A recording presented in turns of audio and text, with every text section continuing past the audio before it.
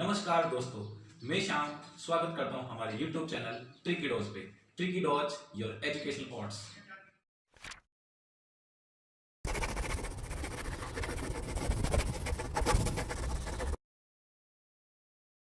तो last lecture में हमने जाना इंट्रोडक्शन टू फ्लूइड मैकेनिक्स। आज का हमारा टॉपिक है प्रॉपर्टीज़ ऑफ फ्लूइड।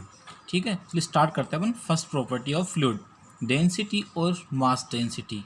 ठीक है, इसको हम डिनोट करते हैं रो से।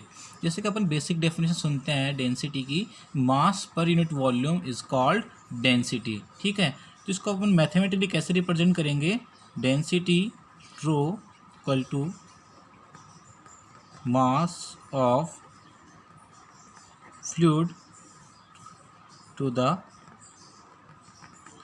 volume of fluid। ठीक है, मास को हम रिप्रेजेंट करते हैं कैपिटल M से और वॉल्यूम को कैपिटल V से। क्लियर यहाँ से? तो इसकी एक डायमेंशन क्या हो जाएगी यहाँ पे, M1, वॉल्यूम की क्या होगी L3। इसको हम लिख सकते हैं M1 L की पावर -3। क्लियर यहाँ तक? अब यहाँ पर डेंसिटी का हम एक्चुअल मीनिंग जानते हैं कि डेंसिटी क्या बताता है। मैं बात करूँ वॉल्यूम की, तो वॉल्यूम क्या होता है यहाँ पर, एक तरह से स्पेस अवेलेबल। और मास की बात करूँ तो किसी भी सब्सटेंस का एक क्वांटिटी होती है। तो हम कह सकते हैं डेंसिटी मीन्स कि किसी पर्टिकुलर स्पेस में किसी मैटर की कितनी क्वांटिटी प्रेजेंट है, यानी उस मैटर की कॉम्पैक्टनेस को बताता है डेंसिटी। ठीक है, यूनिट के बारे में जानते हैं। ऐसा यूनिट क्या हो जाएगी इसकी, मास की किलोग्राम केजी और वॉल्यूम की मीटर क्यूब। क्लियर है? वही मैं अगर सीजीएस यूनिट की बात करूँ यहाँ पे, तो सीजीएस में क्या होगी, मास की ग्राम, वॉल्यूम की क्यूबिक सेंटीमीटर। इसको हम ग्राम पर सीसी भी लिख सकते हैं।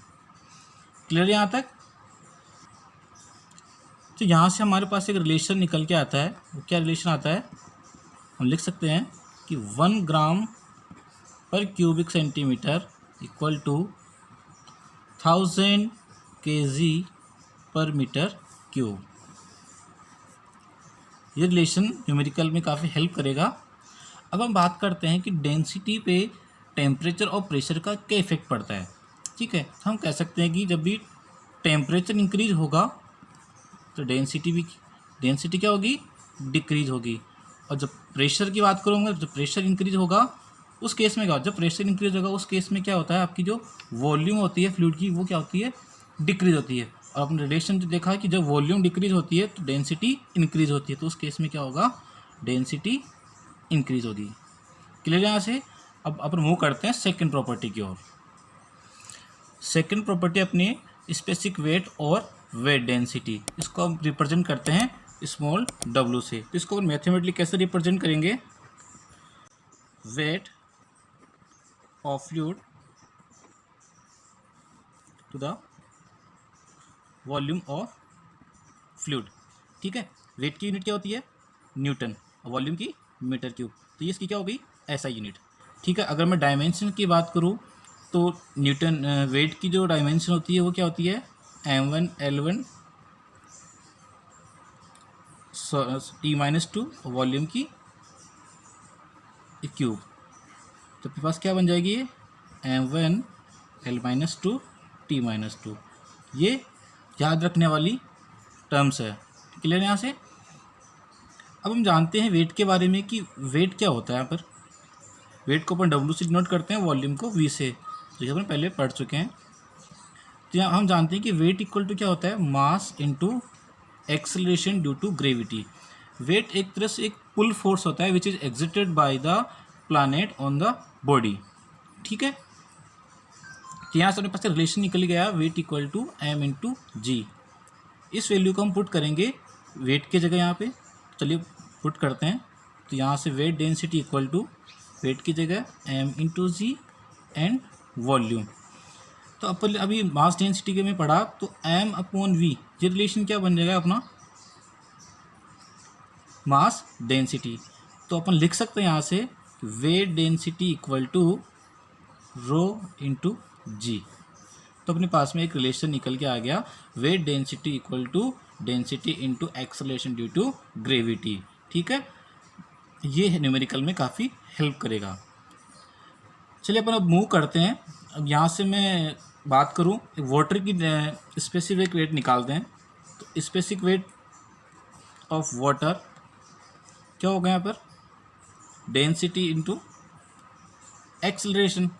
वेट डेंसिटी बात करें अपन तो वाटर की डेंसिटी क्या होती है 1000 kg पर मीटर क्यूब, और जी की वैल्यू क्या होती है 9.81। तो यहाँ से वेट डेंसिटी ऑफ वाटर क्या आएगी अपने पास में 9810 न्यूटन पर मीटर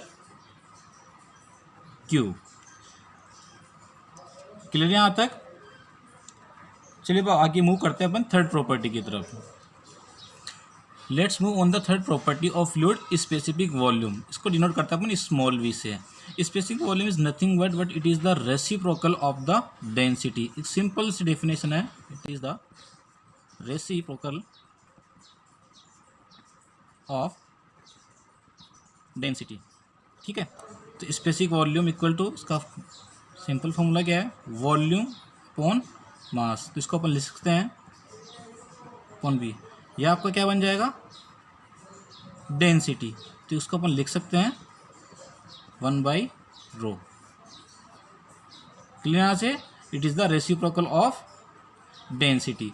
तो इसकी यूनिट क्या हो जाएगी आपके, मास की यूनिट क्या होती है kg पर मीटर क्यूब, तो इसकी यूनिट क्या हो जाएगी मीटर क्यूब पर kg।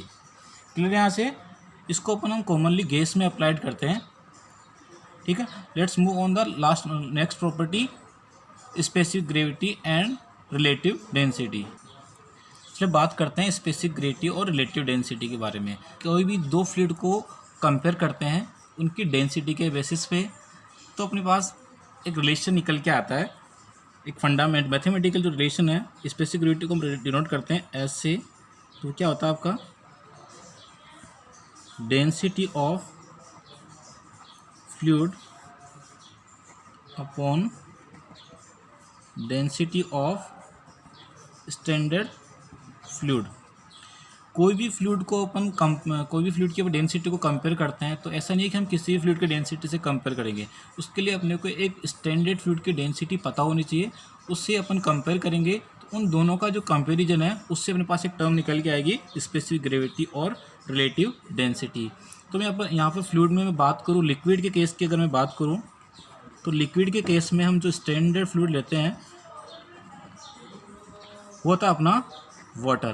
क्योंकि वाटर डेंसिटी हम जानते हैं कितनी होती है, वो डेंसिटी ऑफ वाटर कितनी है 1000 kg पर मीटर क्यूब। अब आपको एक बात बताऊँ यहाँ पे कि ये जो 1000 kg per metre cube density है वो हमेशा नहीं होती है, वो एक पर्टिकुलर टेम्परेचर पे होती है। और कितना टेम्परेचर होती है वो 4 डिग्री सेंटीग्रेड पे। 4 डिग्री सेंटीग्रेड पे मैक्सिमम डेंसिटी शो करता है वाटर। ठीक है, इससे कम टेम्परेचर, इससे ज़्यादा टेम्परेचर पे इसकी डेंसिटी इससे कम होती है। वही मैं अगर मैं बात करूँ, अगर गैस के केस की बात करूँ तो गैस में जो अपन स्टैंडर्ड फ्लूइड लेते हैं वो लेते हैं अपन एयर। और एयर की जो डेंसिटी होती है वो कितनी होती है 1.1 kg पर मीटर क्यूब। ठीक है, तो ये अपने हो गए यहाँ पर स्टैंडर्ड फ्लूइड। ठीक है, चलिए अपन एक एग्जांपल लेते हैं, उससे समझते हैं। लेट्स सपोज मुझे यहाँ पर मरकरी की जो स्पेसिफिक ग्रेविटी है कितनी गिवन है 13.6, और मरकरी का जो डेंसिटी है वो मुझे फाइंड करना है। तो अपन हम ये वाला रिलेशन यूज़ करेंगे, density of fluid and density of standard fluid. यहाँ पर डेंसिटी ऑफ फ्लूइड क्या है, मरकरी का डेंसिटी अपने को फाइंड करना है, और density standard fluid in liquid का केस है तो यहाँ पे क्या लेंगे अपन वाटर की डेंसिटी। तो अपन वैल्यू पुट करते हैं यहाँ पे S equal to rho Hg upon rho water. ठीक है, तो यहाँ से निकालना अपने को डेंसिटी ऑफ मरकरी, तो इसकी वैल्यू क्या होगी 13.6 और डेंसिटी ऑफ वाटर 1000। तो अपने पास क्या आ गया यहाँ पर ये डेंसिटी ऑफ मरकरी। क्लियर यहाँ से। तो हमने आज जाना यहाँ पर प्रॉपर्टीज ऑफ फ्लूइड के बारे में। अब आपको मैं यहाँ पर एक डायरेक्ट बताता हूँ कि एक इंस्ट्रूमेंट यूज़ करके अपन डायरेक्टली कैसे स्पेसिफिक ग्रेविटी फाइंड कर सकते हैं। तो उस इंस्ट्रूमेंट का नाम है अपने पास यहाँ पर, जो वो आपका हाइड्रोमीटर। हाइड्रोमीटर की हेल्प से आप स्पेसिफिक ग्रेविटी को डायरेक्टली फाइंड कर सकते हो। इसको आप डिटेल में सोइल मैकेनिक्स में पढ़ोगे, ठीक है। Hydrometer is instrument which is use to find out the specific gravity of the fluid. Clear यहाँ तक? आई होप आपको समझ में आया होगा properties of fluid. Next lecture में हम बात करेंगे विस्कोसिटी ऑफ फ्लूइड, ठीक है। Okay, thank you.